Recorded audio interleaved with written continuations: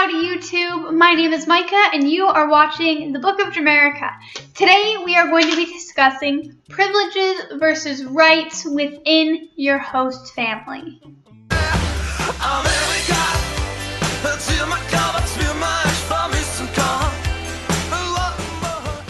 Getting to know your host family is one of the most exciting things at the very beginning of your foreign exchange year or a couple of months. And some things that are included in getting to know your host family is what they consider to be privileges and rights and expectations for you when you are staying in their home. So I'm going to be listing a few privileges, rights, and expectations that will be important during your exchange year. First, what are some of your rights? You have the right to your own bed. You may share your room, but you will need to have your own bed and 3 meals per day. You have the right to be treated with the same respect as all of the other family members in your host family. Your host family should treat you the same as they treat your host brother or your host sister or any other host siblings that you have. And you should not be treated as a babysitter or a house cleaner or a maid.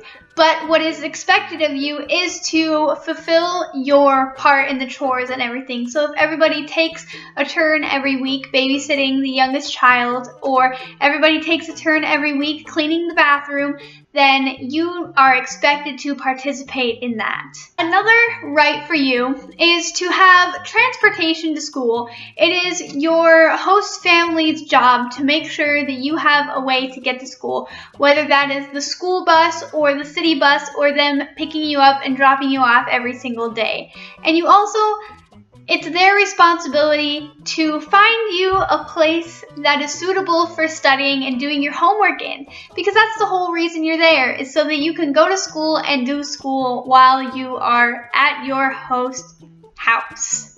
What might be expected of you, however, is to go to church with them every Sunday and participate in their religion. You don't necessarily have to believe in their religion. I know that Manar, who was in the previous video, is Muslim, but her host family is Christian, and she goes to church with them every single Sunday. And although she doesn't believe in everything that is taught at church every Sunday, she does learn about their religion, which helps her become closer to her host family because she can understand them a little bit more. What else is expected of you is you buy your own clothes. You bring your own money for things that you want rather than things that you need. You will buy your own clothes and shoes and trinkets that you want. You will pay for your own medical care if you absolutely need it. And my host family was nice enough not to make me pay for my own shampoo and conditioner and toothpaste and everything else that I might need, but your host family might make you pay for that stuff, and that is something that you need to have a discussion with them about as soon as you get there.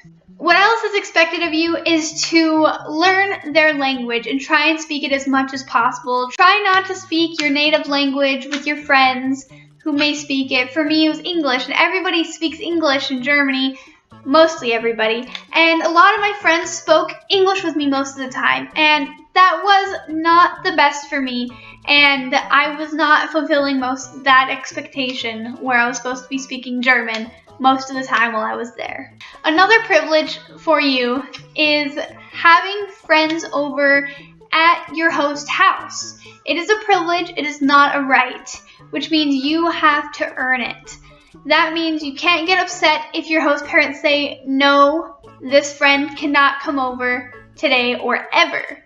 You have to earn their trust that you will be responsible with bringing friends over and that your friends will treat their house and their family and everything with respect. And another right is coming and going as you please. I was allowed to come and go as I pleased as long as I let my host parents know where I was going.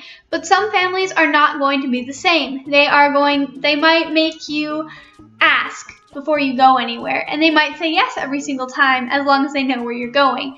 They might not say no. They might say no, you cannot come and go as you please, and they might put restrictions on when you're allowed to leave and when you're allowed to come home.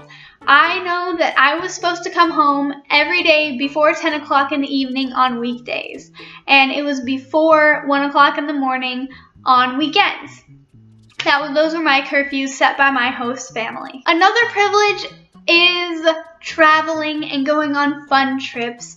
I understand that you want to go everywhere and explore your entire country that you are going to be staying in, but sometimes it's just not possible. Sometimes your host family doesn't have enough money because they are going to most likely be working class people, middle class people with their own kids and lives and bills to pay.